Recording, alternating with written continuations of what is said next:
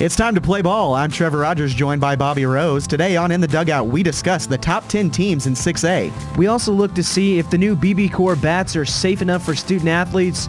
And lastly, we'll be joined by Edmond Santa Fe coach Lonny Cobble. That being said, you're now in the Dugout.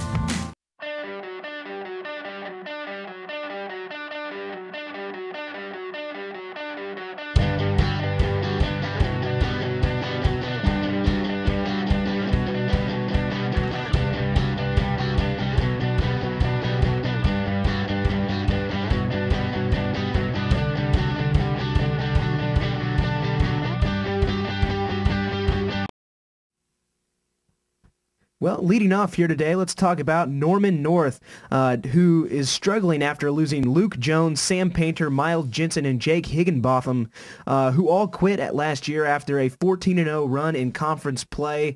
Also, they lose star pitcher Paul Reed, who transferred to Norman High School. Trevor, what should the T-Wolves expect this year? Well, if anything, it's definitely going to be a rebuilding year. All of those kids that were mentioned had potential to fill the holes that were left by Caleb Simpson, Matt Southard, Jason Miller, and Colin Jones, just to name a few. I mean, that team had such senior leadership that wound up poising them for possibly a state championship run, which they wound up flopping in regionals.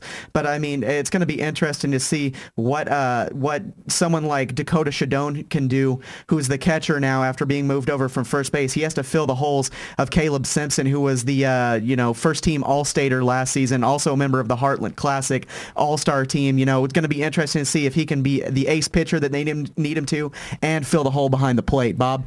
Well, Trevor, I kind of disagree with you here. I think that it's going to be more than a rebuilding year for Norman North. When you lose 8 or 9 people to graduation, people quitting, that obviously shows some form of instability within the program and other things like that.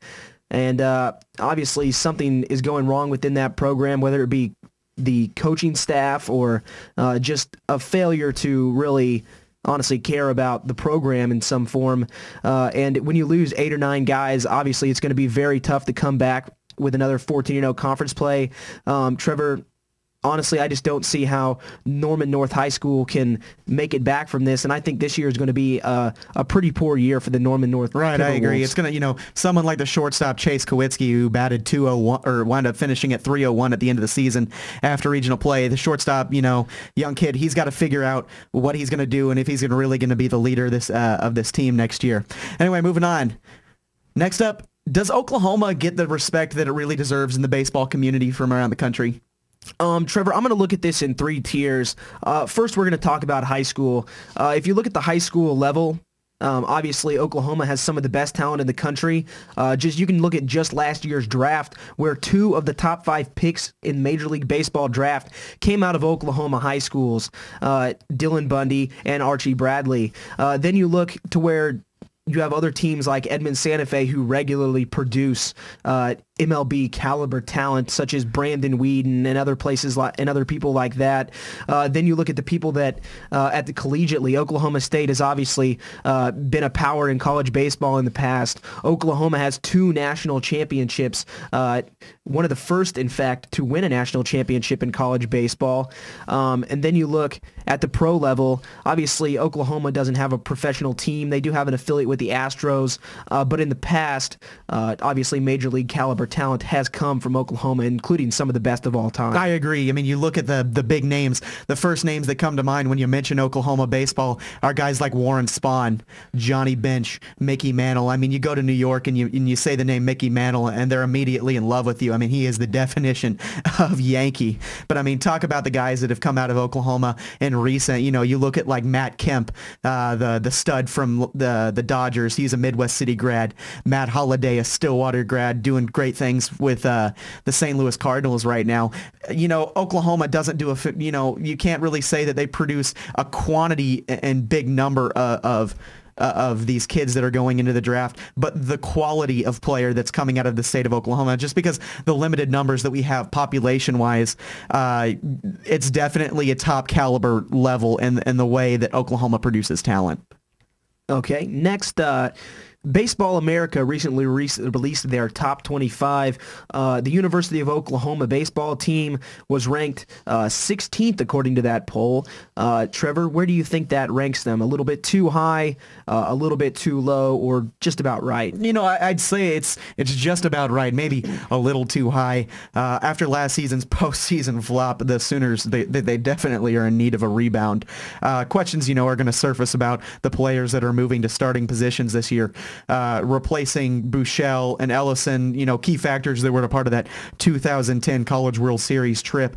You got to replace those guys. They were leaders. They were big sticks, and they got things going. Except, when Ellison wound up, he wound up going cold at the end of the year. I got to wonder, is Caleb Bushyhead going to be, the leader on this team? And one of the big questions is, how will they play in conference play, and are they going to be able to get over the hump and beat someone like Texas? Another guy you didn't mention that obviously was a big loss for the Sooners, catcher Tyler Ogle. In fact, the highest drafted Sooner off of last year's team. Obviously, Cameron Seitzer, another big loss. But this year, they do still have some talent. It's obviously going to be Caleb Bushyhead's team, but they still have Max White as well, who played well towards the end of the year last year. He's going to be moving over to first base. You return Jack Mayfield, who had a nice season over at second base after transferring from being a pitcher. And then you look at the Big 12 Conference. Obviously, you have Texas and A&M about every year, but other than that, the Big 12 Conference isn't that strong in baseball year to year. Obviously, Oklahoma State is down, so I think there's a chance for Oklahoma to be in that top 2 or 3 in the Big 12 and make a postseason run and maybe host the regional with the conference that they're in. So I see 16 being just about right where they should be in Baseball America poll. Moving on next, we talk about the powers from the east side of the state that wind up winning the state championship each and every year. At least it's been the story in the last decade. That being said, you wonder, is there a team that can contend from the West in 6A baseball?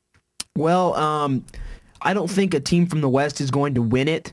But I do think there is a team in the West that can compete for that title, and it's going to be Edmond Santa Fe, I think.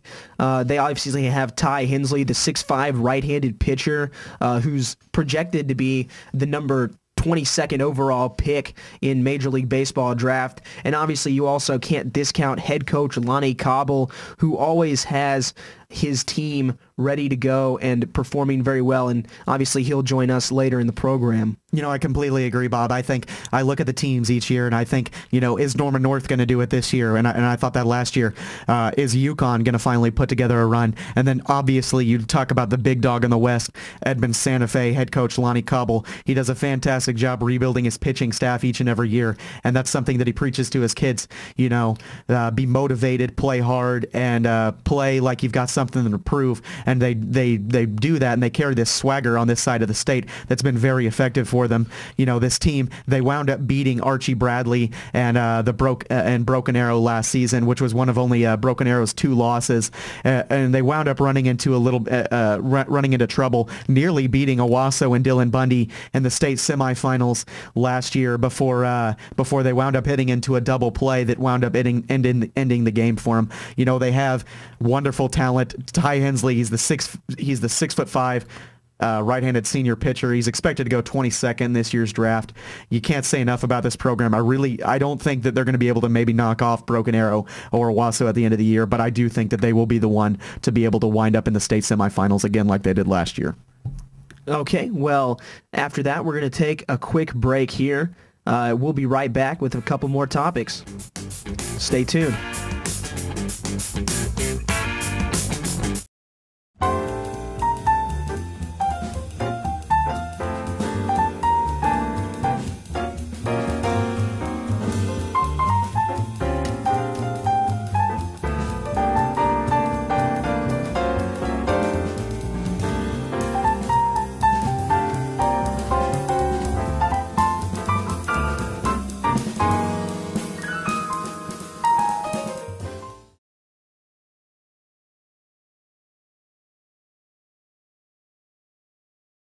I'm Roy Williams. I'm Charles Howell. I'm Mark Clayton. I'm Tommy Harris. Curtis Lofton. Gerald McCoy. I'm Chris Chamberlain. What's your fate? What's your fate? In life, you have choices, decisions. Then after your decisions, you have consequences. You have to step up and choose to be different. What do you want to do? What do you want to be? What is your fate? What's your fate? What's your fate? What's your fate? What's your fate?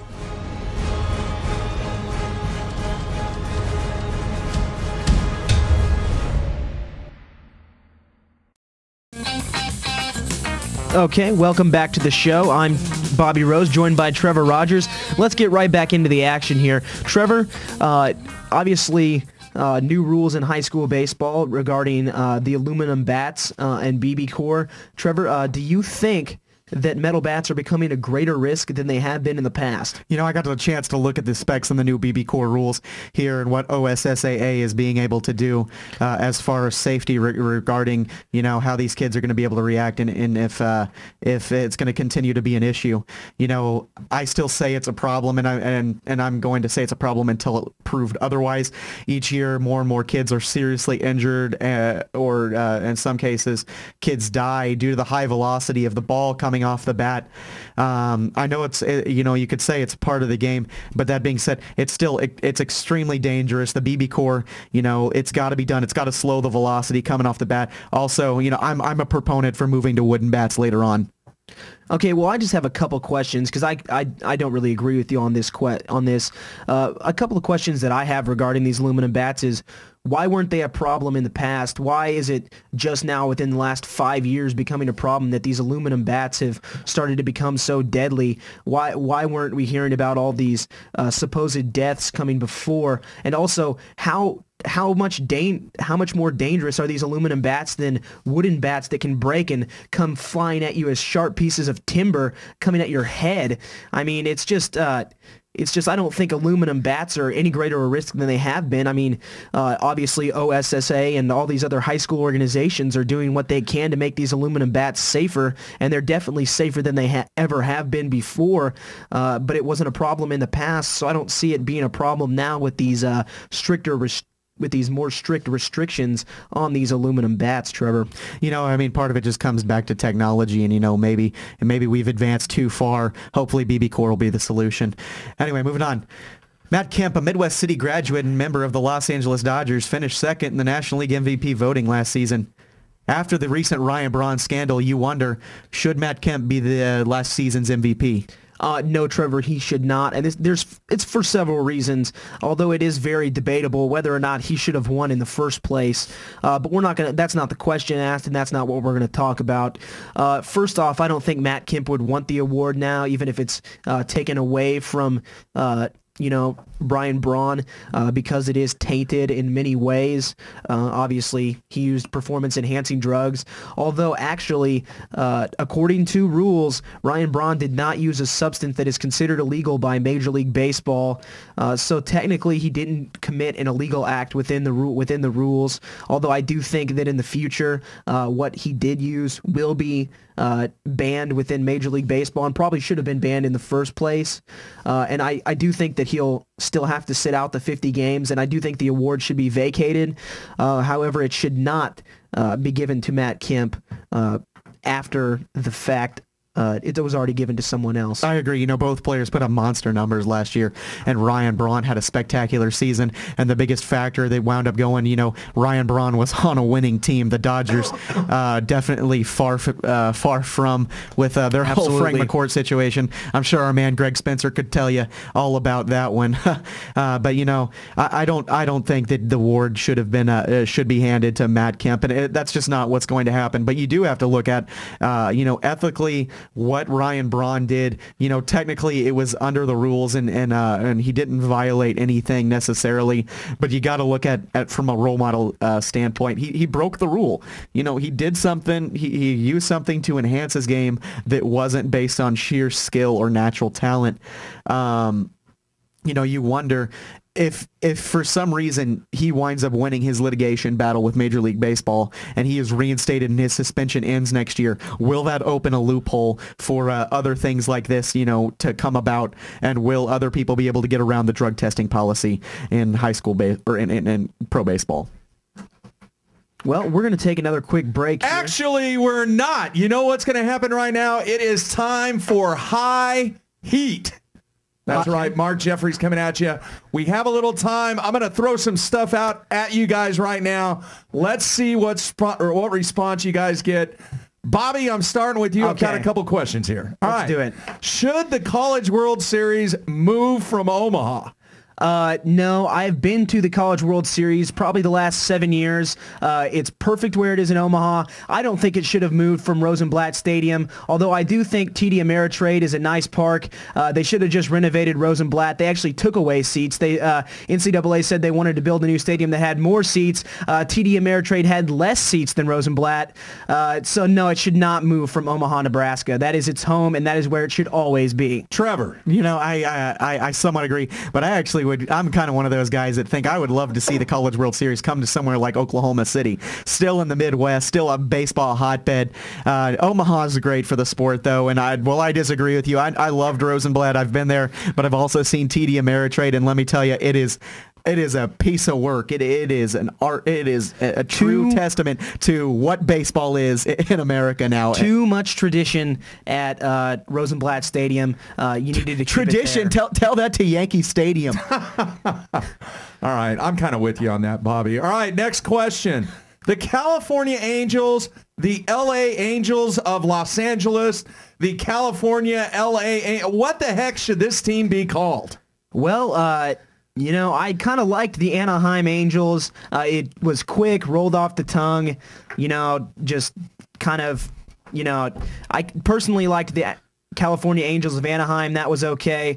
But probably Anaheim Angels is what they probably should have been and probably should stick with. I grew up with Anaheim Angels. Yes. I grew up with angels in the outfield. I just remember them flapping their arms in the movie. It was fantastic. You got to love angels in the outfield. It's been the Anaheim Angels. Now they're like, what, the Los Angeles Angels of Anaheim?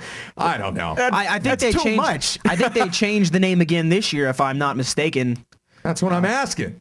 Yeah, What is it, like the Los Angeles Angels it might of be Anaheim of the California Republic? Dude, I'm going old school. It will always be the California Angels to me. I grew up there. Actually got arrested in the Big A for playing over the line on the infield. Parents had to come and get me. It's always going to be the Big A to me and the California Angels. All right, next up. Best logo in baseball. That is a tough one. Obviously, it's not my Kansas City Royals. It's a pretty cheap KC. Yeah, you got to get rid of the powder blue. Yeah, well, that's disgusting. You know, personally, I like those Sunday. Circa 1980. I like those Sunday baby blues that they wear on home games hideous. on Sunday. Although I will say that I think it's probably the Detroit D. I really am a fan of the D with the tiger coming through it. I'm not a big Detroit fan, but I am a fan of their logo. You know, I agree. I was going to say Detroit as well. That thing's just been timeless. But one thing that I look about a team that just recently made slight tweaks to their uniforms and their logo, I love the San Diego Padres. I love what they've been doing, and I also love that what they do with the military uniforms each year. I'm not a big fan of those. I think it's really cool what they do. I've been there for one of those games where they honor the military and where they wear those uniforms. That town goes all out for their military in San Diego. The SD on it with the camo uniforms, it's pretty freaking sweet. But the classic SD is pretty cool. Plus, they got the old fat guy when they go retro. They got the old fat guy swinging the bat. You know, the Padre. So. All right. I'll go with that. I hate when they go with the old school with the brown and gold. I don't know if you guys remember that. It's too much, but the logo's cool. Oh, yeah. Randy Jones. Do you remember the pitcher, Randy Jones? Oh, yeah. Won like 22, 23 games one year. Outstanding right-handed pitcher for the Padres. All right, next question. Should there truly be a World Series?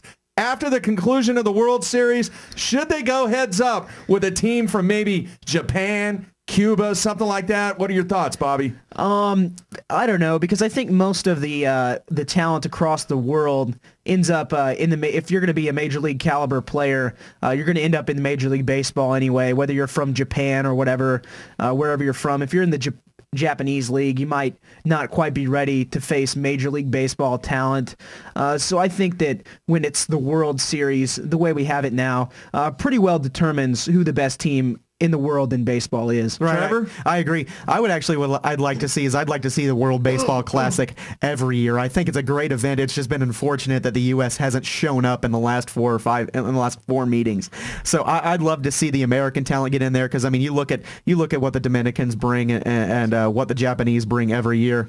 There's fantastic talent across the world. Granted that a lot of them play in the U.S. because just like a lot of the other talent, Like the NBA, a lot of the best talents in the world play in the NBA. For soccer, the best of America go to play in English Premier League. So the best is in the U.S. It is the World Championship when you win the World Series. All right, I believe the final question, I may have another one, but let's just go with this. Mr. Lincecum with the Giants, is a pitcher worth $1 million per win? Bobby. $1 million a win is quite a bit. I don't think he's worth $1 million a win. Is he worth 20, 30, 40, 50 million? Maybe. Probably so. Lincecum's probably the best pitcher in the game right now. He's a freak athlete. He can do everything you want a pitcher to do. But $1 million a win seems to be a little too much for me. $1 million a win is too much until he cuts his freaking hair. That mullet thing, that vintage It's Randy not a mullet. whatever it is, he's going for the Randy Johnson thing, it looks like, and it's just freaky to me. I think it's part of Lincecum's brand. It is part of his brand, and you look at the characters that the Giants have, but not for $1 million, not with that haircut, no way. Never in a zillion years is a guy worth $1 million per win. And just think, what if he doesn't win 20? Right. Then it's what? 1.5 per win? Maybe $2 million a win? Keep in mind, he signed it, so unbelievable. He agreed to it. He could have shot himself in the foot there. How much do you think a beer is in San Francisco when you go to the game? It's got to be what? $12.50? Right. For 10 ounces? It's got to be 12. Yeah. And pay for his contract for crying out loud. Foamed up and watered down. Right. Unbelievable. Yeah. All right, that's going to end this Plenty of segment. head. High and tight. Guys, you did outstanding. Came totally off the cuff. So we're going to take a break here and hopefully come back with who, Trevor? Mr. Lonny Cobble, head coach of Edmond Santa Fe. We'll be right back on the In the Dugout, guys. All right, everybody, stay tuned.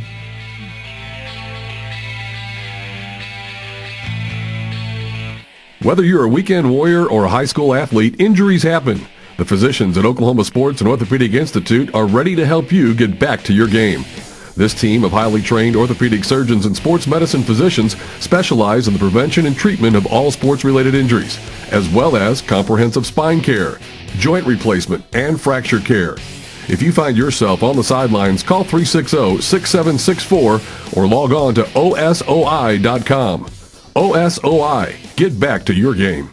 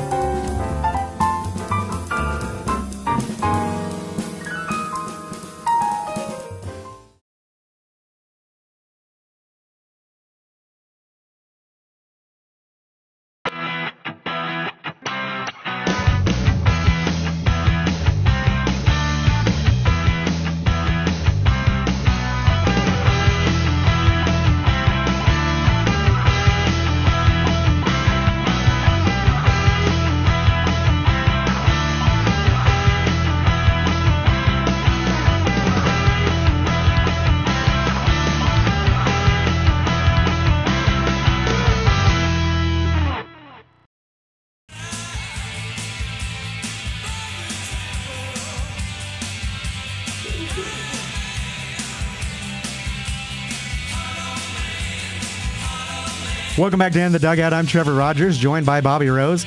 Well, I told you that we would have a special guest on today, and we've got him warming up in the bullpen with us right now.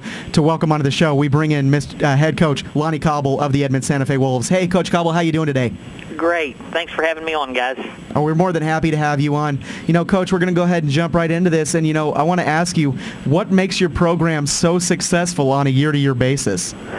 Well, I think the number of kids that we have out from year to year, we've got usually in the fall, somewhere between 80 and 100 kids out, and it makes it, for a very competitive program. And I think our Little League programs here in Edmond for all three high schools help out, tremendously also.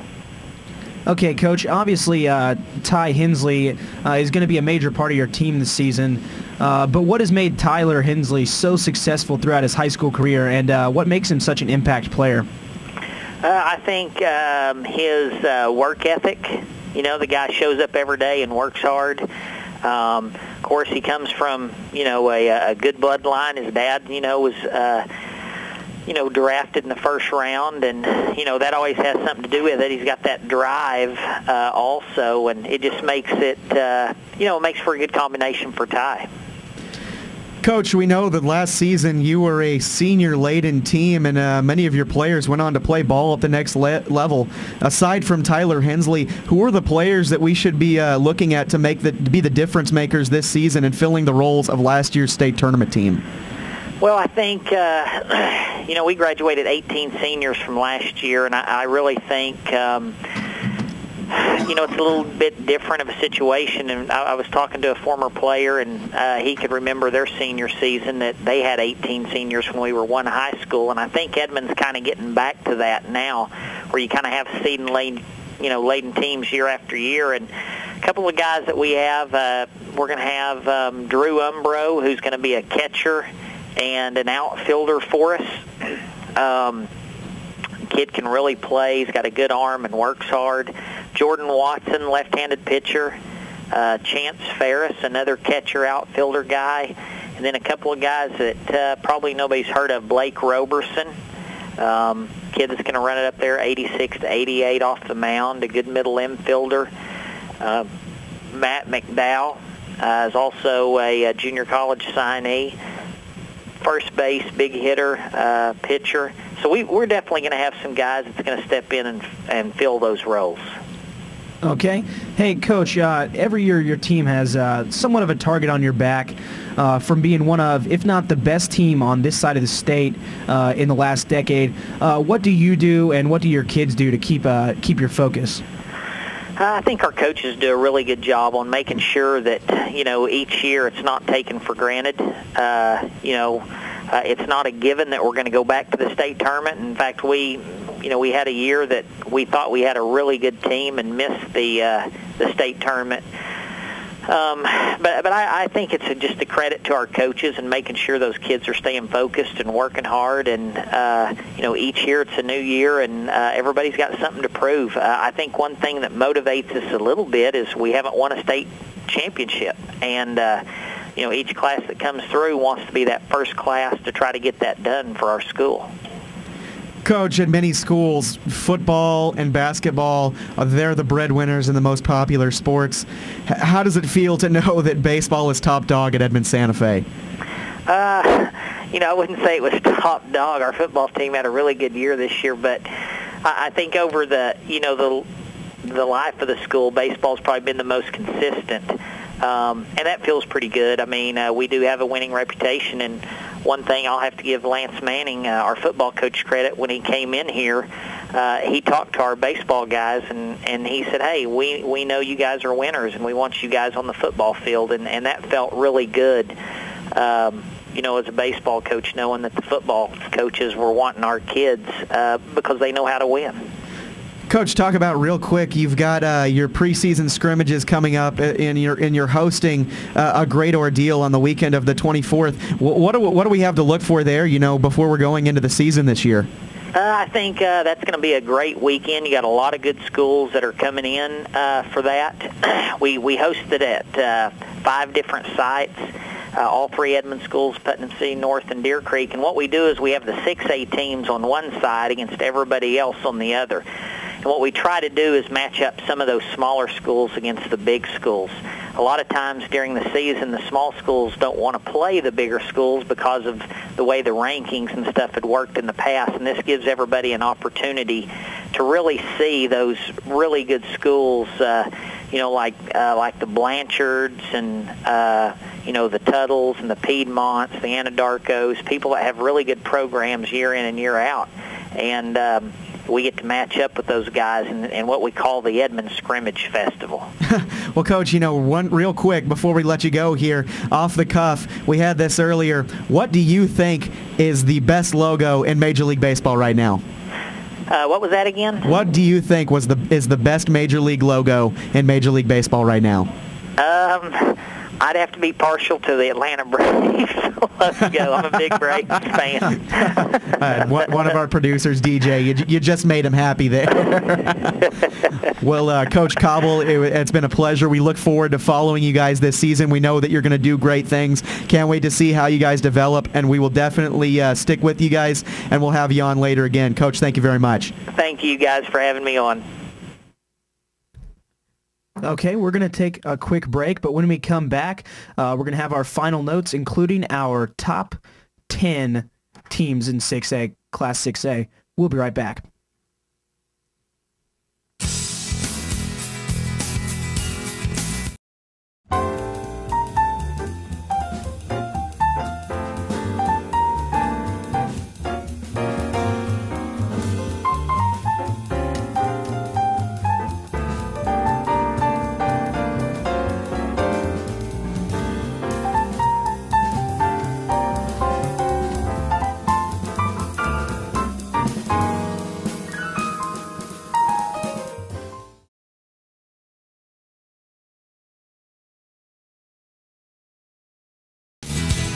Welcome back to the final segment of the show here in the Dugout with Trevor Rogers and Bobby Rose. Now it's time to reveal our top 10 teams in Class 6A.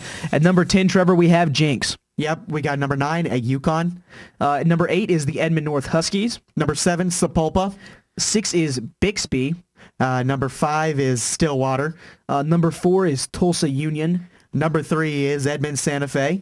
Number 2, obviously, a traditional power in Broken Arrow High School. And then number 1, you've got Owasso. Returning a lot of players. Going to be fun to see how baseball winds up in 6A this year. Mark, quick thoughts? Oh, man. Hang on. You surprised me there. I'm trying to get this stuff queued up. No, we're going to continue next week. I'm sure you guys are going to have some good people lined up here. We will do the high and tight once again. And baseball season is here, guys. High school action gets underway. When, Trevor? We start up. First game will be March 2nd. That's when most teams open up this year. A 100-inning game between Owasso and Tulsa, Washington, I believe. Tulsa Memorial. It's a scrimmage next week. We'll have more on that next week. Thanks for joining us here on In the Dugout. I'm Bobby Rose, joined by Trevor Rogers. We'll see you again next week.